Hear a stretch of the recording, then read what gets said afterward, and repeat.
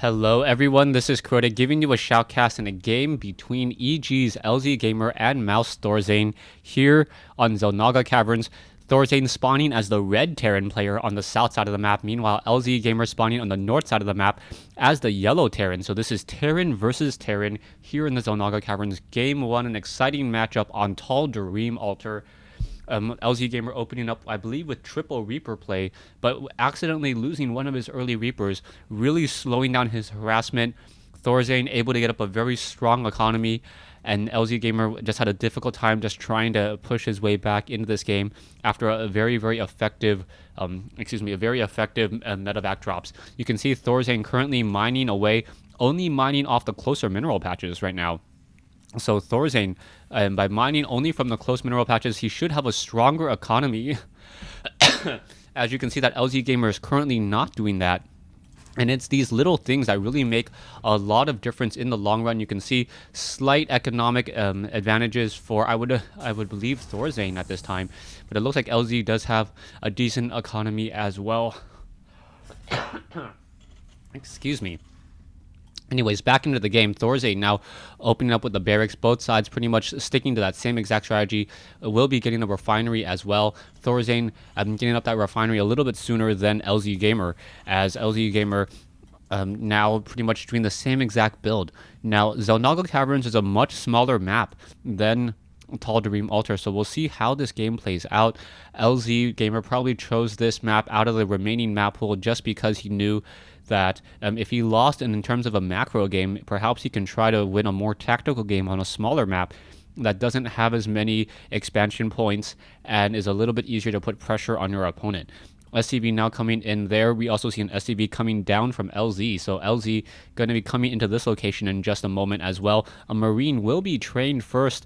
I still do not see a supply depot, so most likely this means a command center or a tech lab will be added on as the units are just, there is that supply depot a little bit later than I would have thought. A Marine now coming out there, getting some damage onto this SCV. SCV should be able to sneak by, get a good look at everything that he wants to see, but he's not going to be able to really escape at home. Back over here, the Marine was not able to get any damage onto the scouting SCV, and it looks like Thorzain once again getting that early blow, taking out that scouting SCV, and we'll see what happens in the long run.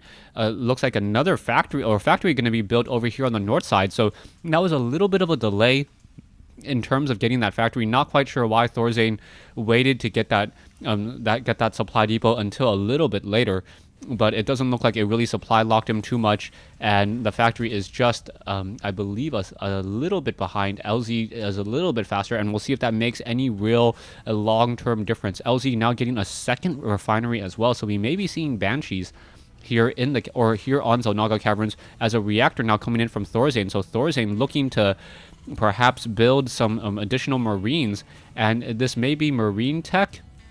Marine tank tech with a quick expansion now coming into play. There is a factory being built over here, so LZ most likely going to be trying to go for Blue Flame Hellions, and by hiding this factory down over here, he most likely will be able to train up anywhere from 6, I would guesstimate around 6 to 7 of those Hellions before it's really spotted. Back over here, we are getting a starport and a tech lab. So the tech lab indicating that it will be Banshee play first, but with only one gas, it's probably going to be one Banshee without cloak, just because gas is such a precious resource in this game.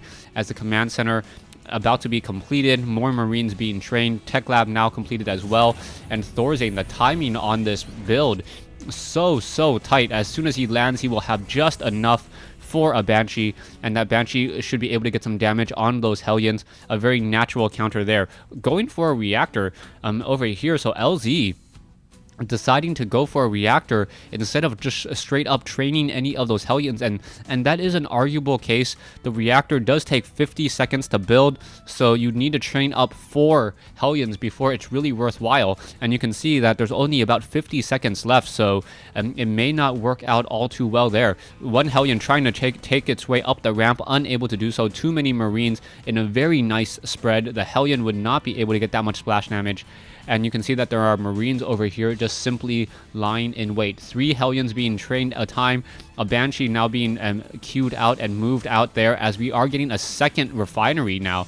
So that second finery, and finally joining the party, and we are now going into another barracks. So I believe, based upon the position on this barracks, he's going to do another swap here, not perhaps build one Raven, but he's not going to do much else besides get that Raven, perhaps swap it out for Marauders, as the Banshee now looking for a fresh target, going to take down an SCV and perhaps a command center. That would be absolutely huge if he's actually able to take down that command center before it gets canceled. Marines now coming in, and oh, there you go, canceling that command center, as the Hellions once again want to try and test their way up this ramp. Hellions pushing their way up that ramp, getting some blue flames, getting some damage. More Marines are getting toasted, and LZ has a little bit of a problem. They're trying to just push his way up. A lot of Marines getting torched. The Hellions realizing that they cannot break that Marine line, now trying to go for a different story. It looked like the Banshee was taken down over there. Is it taken down? Yes, one looked like that Banshee was lost. Actually, better to just check the units tab.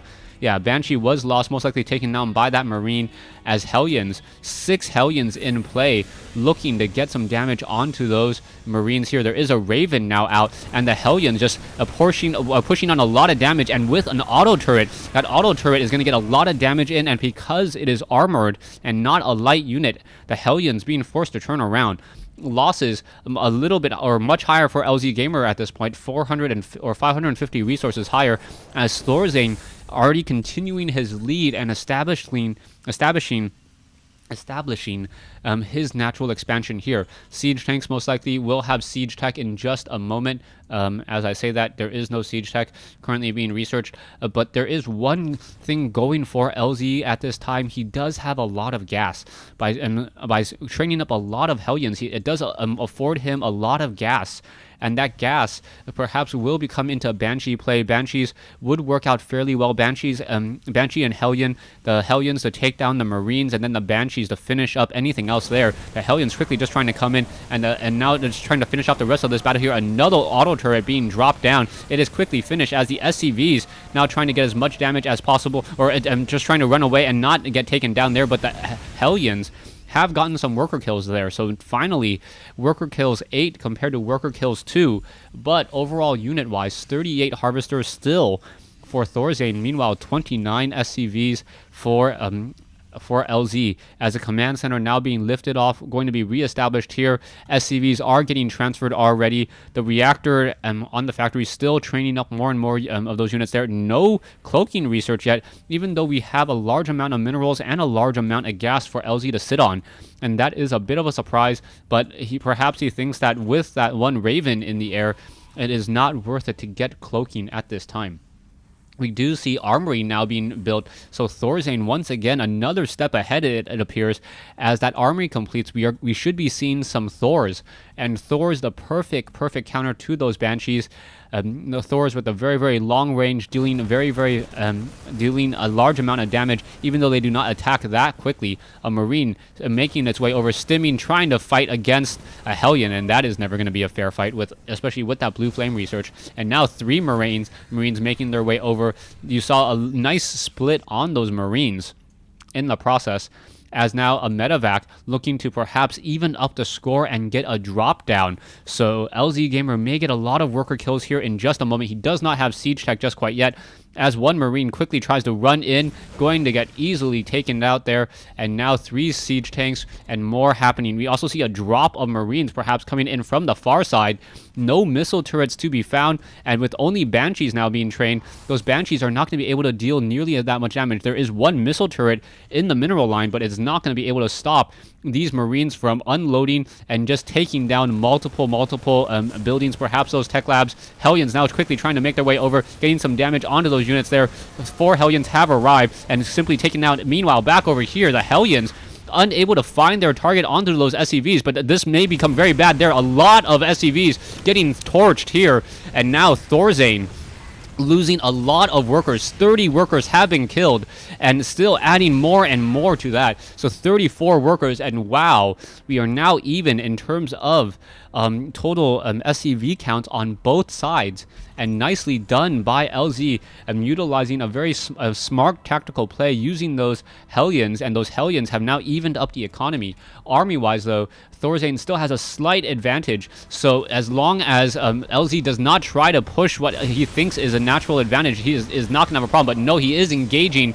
siege tanks and banshees moving their way out, and LzGamer simply getting destroyed, not having enough units there. No siege tech just quite yet, and it's going to be quite some time before those siege tech is completed. Marines and Hellions trying to fight back, but Thorzain with the much larger army at this point, and the Thor battling it out and winning, just getting a lot of damage on this battle already. Are we going to get perhaps a Thor already up to 5-6 kills, worker kills? No additional worker kills to be had, and now Thorzain with a very small army as well, but he is now mining from the gold mineral patches with an additional command center, orbital command to train up more SCVs, and this is going to be a little bit of a problem once again. These SCVs essentially mining like 1.5 SCVs compared to any of the blue mineral patches, and that is why you see such a large economic discrepancy, even though there is only 8 harvester difference. It could also be the fact that there are some mules in play for LZ. LZ also has a mule in play, but he's still unable to catch up.